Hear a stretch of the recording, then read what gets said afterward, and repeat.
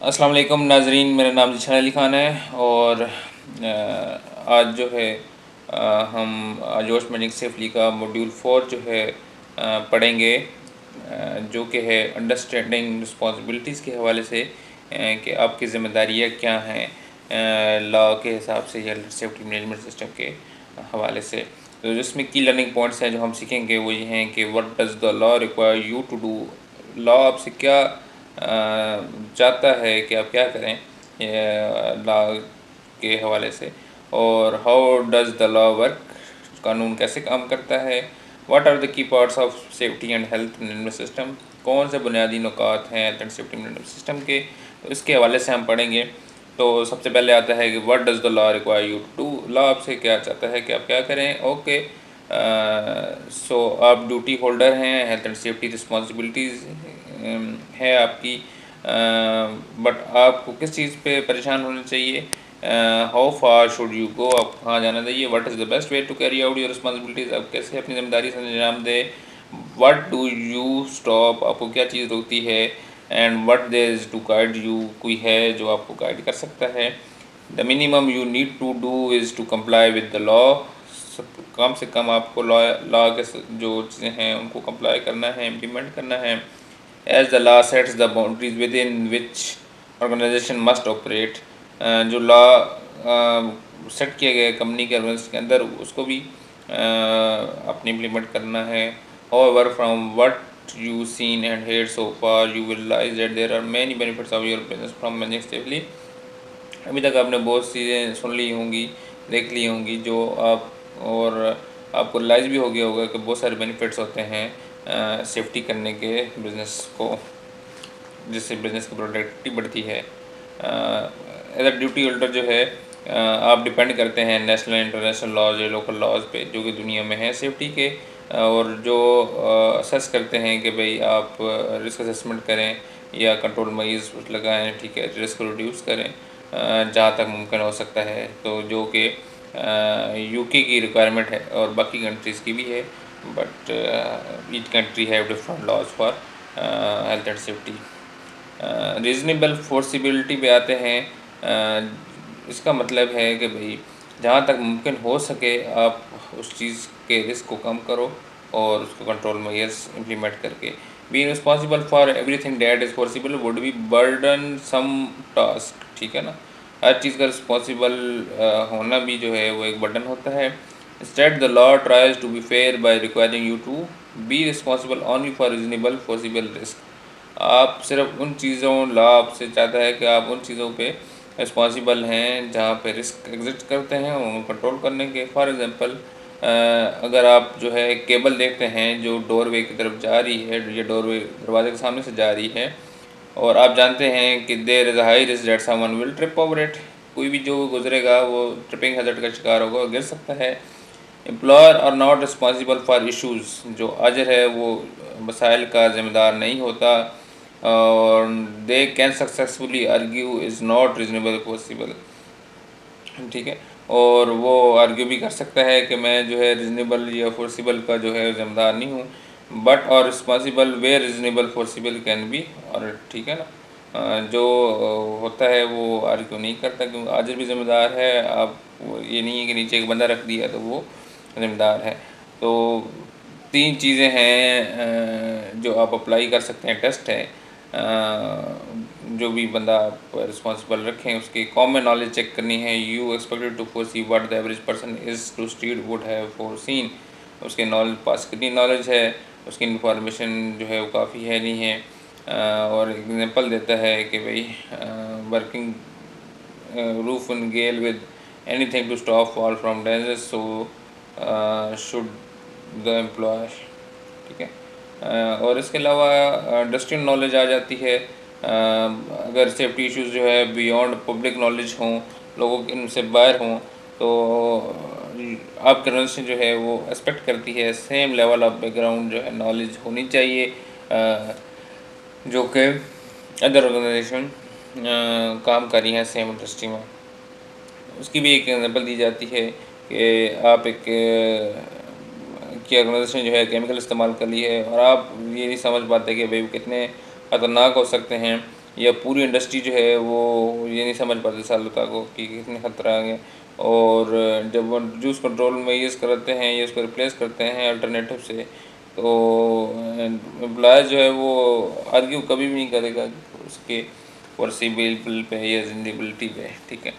Expert knowledge तीसरी आ जाती है कि जब भी एक्सपर्ट जो है आता है, जिसको नॉलेज होती है, तो वो उससे बहुत चीज़ें जो हैं वो डिफरेंस आता है, फ़र्क आता है। एक बंदे का काम का दौरान एक्सपर्ट होना भी बहुत लाजमी है। इसमें बताता है कि भाई एक एग्जांपल दे रहा है कि रिसर्च केमिस्ट है जो कि अंडरस्टैंड करता है अपनी रिस्पॉन्सिबिलिटीज़ को और प्रायोरिटीज़ को, ठीक है। और वो समझता है, उसको पता है कि वो जो चीज़ इस्तेमाल करे कितनी ख़तरनाक है और उनको कैसे करना है। उसमें रिस्क भी अवेलेबल है हर कंट्री में, बट ये है कि वो उसको नॉर्मल यूज़ के तौर पर लेता है। इसके अलावा जो है consider the job you and your team do at work, give a reasonable foreseeable concerns, ठीक है। जो रीजनेबल कंसर्न्स हैं वो आप रेज कर सकते हैं। रीजनेबल प्रैक्टिसिबिलिटी आ जाती है, जैसे कि आपको केबल का रिस्क बताया था, तो जो सामने बोर्ड है उससे केबल निकाल के दरवाजे से पहले जो बोर्ड आता है उसमें लगा दी गई है। जो दो बंदा दरवाज़ा पास करेगा उसको ट्रिपिंग हैज़र्ड जो है वो रिड्यूस हो गया है या एलिमिनेट हो चुका है। इसी मतलब ये एक रीज़नेबल और प्रैक्टिसिबिलिटी का के बारे में बता रहा है। अच्छा, how does the law work, UK में लॉ कैसे वर्क करता है। आपको हर ड्रा की जो है डिटेल नहीं हो सकती, ये ज़रूरत नहीं है, बट आपको जो लॉज हैं उनको अंडरस्टैंड करना चाहिए, आपके बेसिक नॉलेज होनी चाहिए लॉ के हवाले से जो हेल्थ एंड सेफ्टी से रिलेटेड है। उसके बाद आते हैं एक्सीडेंट जो है वो एक बताया गया था मॉड्यूल 1 में, उसके हवाले से कि जो है मैंने सेफ्टी ना करने की वजह से ऑर्गेनाइजेशन में एक्सीडेंट हुआ, रेगुलेटर ने एक्शन लिया जो कि प्रोसिक्यूशन फाइन एंड इम्पोजमेंट में तब्दील हो गया, और वर्कर जो है उसने कंपनसेशन मांग ली, इंजरीज़ की है बस, ठीक है। तो ये सारी चीज़ें हैं जो लीगल प्रोसीडिंग में आती हैं। अच्छा, क्रिमिनल लॉ केसेस में आते हैं जो कि यूके के हवाले से जो है उनका हेल्थ एंड सेफ्टी एक्ट है 1974, ठीक है। जो कि कहता है कि आपने मैनेज करनी है सेफ्टी और हेल्थ करता है। इसके अलावा बहुत सारी 1981 कन्वेंशन है और रिकमेंडेशंस हैं, ठीक है। उसके हवाले से बहुत सारी चीज़ें हैं जो आपने देखनी हैं। आप वेबसाइट पे www.hse.uk.com पे जाकर चेक कर सकते हैं। बहुत सारी चीज़ें आपको यूपी के लॉ के हवाले से आपको वहाँ पे मिलेंगी, पूरे जो है वो स्लाइड्स हैं, प्रेजेंटेशंस हैं।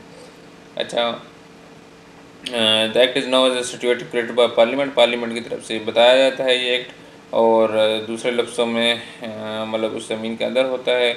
और there are many situations related to whole and जब issues not just safety matter, बहुत सारी चीज़ें होती हैं, सिर्फ हेल्थ सेफ्टी मैटर नहीं होते। अच्छा, क्रिमिनल सिविल केस अलग अलग होते हैं, ठीक है। जहाँ स्टेट अलाउ करती है जो क्रिमिनल प्रोसीडिंग करें क्रिमिनल की, तो क्रिमिनल की हो जाती हैं। जहाँ पे वो कहते हैं कि भाई सिविल केस होना चाहिए, सिविल में शामिल हो जाती है। बट उनको पनिशमेंट, फाइन और रिमेडियल ऑर्डर्स जो है उसका खमियाजा भुगतना पड़ता है। अच्छा, लीगल एक्शन पे आते हैं तो आगे फिर 6 महीने तक जो है must legal action must start with in 6 month of the accident or from where health and safety executive local authority realize the organization has broken। तो जब तक 6 महीने तक जो है वो लीगल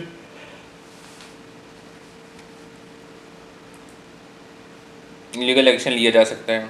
अच्छा, लीगल एक्शन मतलब 6 महीने के अंदर लिया जा सकता है किसी भी एक्सीडेंट का। नॉर्मली जो है हेल्थ एंड सेफ्टी एग्जीक्यूटिव जो हैं ये लोकल अथॉरिटी जब तक उसके खिलाफ ले सकते हैं जब उसने लॉ तोड़ो। जितने भी एम्प्लॉयर है, ऑल एम्प्लॉयर डायरेक्टर मैनेजर, जितने एम्प्लॉयर डायरेक्टर्स मैनेजर, ठीक है, बनाने वाले ये कंट्रैक्टर जो काम कर रहे हैं, ठीक है, और एम्प्लॉयज़ वगैरह जो हाजिर हैं वो काम करने वाले हैं, उनको ये इंश्योर करना है कि फोर्सिबली और रिजनेबली प्रैक्टिसबली जो है वो रिस्क कंट्रोल करने चाहिए। इसके अलावा लाज के अलावा कहता है कि management of health safety at work regulation 1999 भी है जो अमेंडेड भी होता रहा है टाइम वक्त के साथ साथ। तो उसकी जनरल रिक्वायरमेंट भी हैं कि एम्प्लॉयर जो है वो कैरिड आउट करे असेसमेंट, ताकि जो है वो रीजनेबली पॉसिबल रिस्क को एड्रेस कर सके और इम्प्लीमेंट कर सके कंट्रोल मेयर को। उसके बाद आ जाते हैं work place health and safety regulation है, वेलफेयर रेगुलेशन 1992 है। ये भी बताती है कि आपने इंश्योर करना है कि वर्क प्लेस जो है वो हेल्थ एंड सेफ्टी को मीट्स करे। और उसके बाद आखिरी पॉइंट आता है corporate manslaughter and corporate homicide act 2017। ये भी जो है प्रोसिक्यूशन के हवाले से है। और बहुत सारे और भी रेगुलेशन हैं जो कि यूके में हैं, और उनके मुताबिक जो है वो काम किया जाता है। और अब सिविल लॉ पे आ जाते हैं। यूके जो है उसमें सिविल लॉ जो है वो विक्टिम्स ऑफ हार्म लॉ है।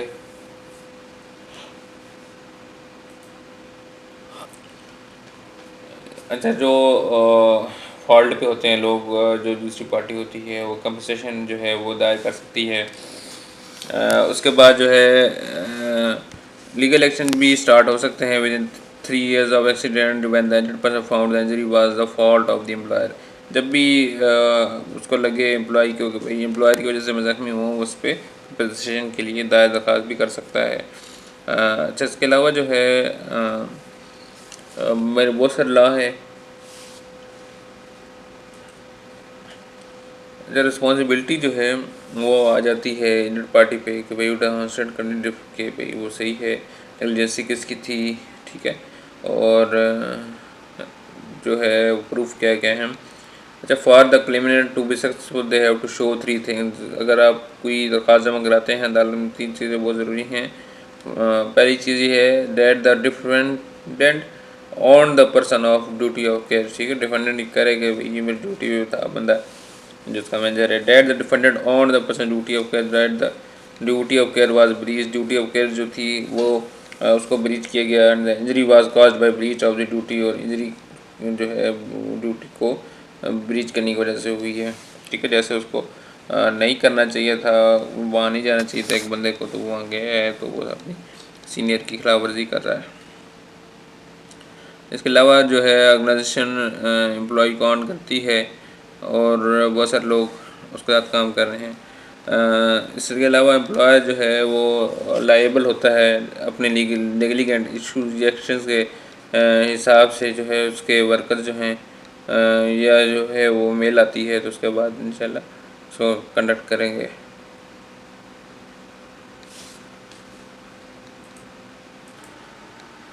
इस पे आगे शीट आ जाती है क्रिमिनल लॉ सिविल लॉ में डिफरेंस क्या है, कोर्ट केस का फोकस किस चीज़ पे होगा, सोर्स क्या होंगे लॉ के, ठीक है। और लॉ किस तरह का होगा, फिर इनिशिएट्स क्या की जाएंगी लीगल प्रोसीडिंग्स, और लाइकली आउटकम क्या निकलेगा केसेस का, और रिस्पॉन्सिबल कौन है इसका, ठीक है ना। स्टैंडर्ड प्रूफ क्या है, रिक्वायर्ड क्या है, लीगल एक्शन मीट कर रहे हैं नहीं कर रहे, और मतलब ये कुछ चीज़ें हैं।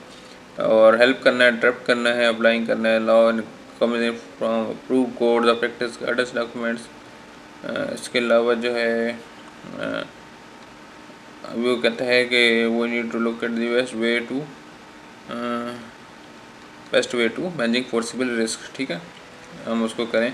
Strong good practice approach to managing safety and health in the work place would include 3 essential principle. 3 principle आते हैं इसमें। स्ट्रॉन्ग एक्टिव लीडरशिप होनी चाहिए from the top, worker environment होनी चाहिए, असेसमेंट और रिव्यू होना चाहिए। 3 चीज़ें लाजमी हैं, जिसमें plan do check act cycle आ जाती है। ये साइकिल भी बहुत इंपॉर्टेंट प्ले करती है किसी ऑर्गेनाइजेशन के गोल्स में, उसकी पॉलिसीज़, उसकी हेल्थ एंड सेफ्टी हर चीज़ में आ जाती है। जैसे आप देख रहे हैं प्लान करेंगे, पॉलिसी और प्लानिंग आ जाती है, फिर डू में रिस्क प्रोफाइलिंग इम्प्लीमेंटेशन आ जाती है, एक्ट में रिव्यू परफॉर्मेंस और लर्निंग लेसन आ जाते हैं, चेक में कलेक्ट डेटा और मेजर परफॉर्मेंस आ जाते हैं, जो कि चेक करना कि भाई क्या किया है। नाजरीन, दोबारा से प्लान डू चेक एक्ट पे आते हैं, और इसके वाले जैसे मैंने बताया कि भाई प्लान में आ जाती है पॉलिसी और प्लानिंग, डू में आ जाती है रिस्क प्रोफाइलिंग आ जाती है, और इम्प्लीमेंटेशन आ जाती है, और एक्ट में आ जाती है रिव्यू परफॉर्मेंस, ठीक है, और लर्निंग लेसन्स है। चेक में आ जाता है कि भाई कलेक्ट डेटा करना है और मैं ये परफॉर्मेंस करनी है, ठीक है। जो कि कॉन्टीनेंटल जो है इम्प्रूवमेंट है उसके मेन पार्ट्स हैं। इसमें आ जाता है जी मैनेजिंग सेफ्टी। जब वो करते हैं health and safety management system implement करते हैं तो वो लेजिस्लेटिव और अदर रिक्वायरमेंट्स पूरी करते हैं, पॉलिसी को डिलीवर करते हैं और इनेबल करते हैं अच्छा एनवायरनमेंट मैनेजमेंट सिस्टम का, और कम्पिटेटिव एज देते हैं, मतलब एनर्जी वगैरह इस तरह। अच्छा, उसके बाद जो आ जाते हैं लीडरशिप और वर्कर्स इन्वॉल्वमेंट पे, तो leadership is essential part of health and safety management system. Leadership का बहुत अहम किरदार होता है हेल्थ एंड सेफ्टी में। अगर लीडरशिप ही ट्रस्टेड नहीं है, उसका यकीन ट्रस्ट नहीं है लीडरशिप इम्प्लीमेंट कराने में, तो आप जो मर्ज़ी कर लें, जब ऊपर वाले ही सुनना पसंद कर रहे होते हैं चीज़ों को और नीचे वालों को कम्युनिकेट कर रहे होंगे होते हैं, तो वहाँ पे बहुत मुश्किल हो जाता है कि जो है वो health and safety management system को इम्प्लीमेंट किया जाए। और पॉलिसी आ जाती है, लीडरशिप का काम है पॉलिसी बनाना और उसको फिर साइन करवाना और फिर इम्प्लीमेंट भी करवाना कि आपके इंटेंशंस क्या हैं, फिर प्लानिंग क्या है, आप कैसे जो है वो काम करेंगे, कैसे रिस्क को मैनेज करेंगे, इमरजेंसी कैसे और रिस्पांस क्या देना है, तो लीगल जो चीज़ें आ जाती हैं। उसके बाद रिस्क प्रोफाइलिंग आ जाती है, ठीक है ना, आइडेंटिफाई करने हैं हैज़र्ड्स, फिर उनका रिस्क जो एवेलुएट करना है, फिर उनकी उस हिसाब से रिस्क प्रोफाइलिंग करनी है ताकि जो है वो हैज़र्ड रिड्यूस किया जा सके। अच्छा, उसके बाद जो है प्लान को इम्प्लीमेंट करना है और कि प्लान जो है वो वर्क करता है नहीं करता, उसका डेटा कलेक्ट करना है, एक्सीडेंट रिपोर्ट बुक वगैरह इस तरह की जो है वो बुक्स वगैरह बतानी है जो आपको काम आ सके, risk assessment, number of accident, in health वगैरह की रिपोर्ट्स भी। उसके बाद आ जाते हैं हमने मेजरिंग परफॉर्मेंस पे कि आपकी परफॉर्मेंस कैसे मेजर की जाए, ठीक है ना। तो उसका एग्जांपल है कि भाई आप एक्सीडेंट रिकॉर्ड चेक कर सकते हैं, इंस्पेक्शन चेक कर सकते हैं, ट्रेनिंग चेक कर सकते हैं, ठीक है ना। आप परमिट वर्क जैसे सिस्टम वर्क चेक कर सकते हैं कि भाई कितने दिए हैं एक बंदे ने, उससे उसकी परफॉर्मेंस जो है वो लेट हो जाती है।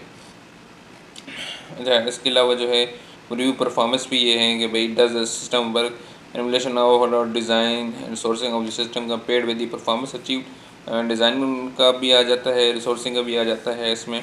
और जो शो करते हैं कमिटमेंट हेल्थ एंड सेफ्टी के हवाले से, वो प्रोडक्टली काम करते हैं जिसकी वजह से हादसात और इल हेल्थ या उसकी चीज़ें जो है वो नुकसान नहीं होती और आपके प्रोडक्टिव में इजाफा होता है।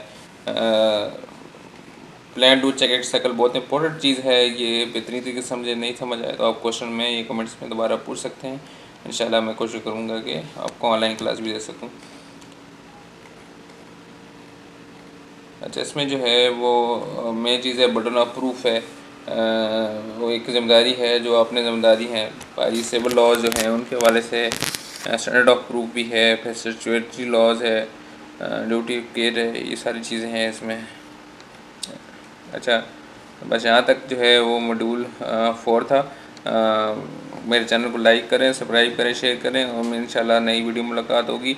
और आपको समझ आया होगा, कुछ चीज़ समझ नहीं आया तो आप व्हाट्सएप कर सकते हैं, नंबर मेरा मेंशन किया गया है। बाकी इंशाल्लाह जो है नेक्स्ट वीडियो मुलाकात होगी, तब तक के लिए अल्लाह हाफ़िज़।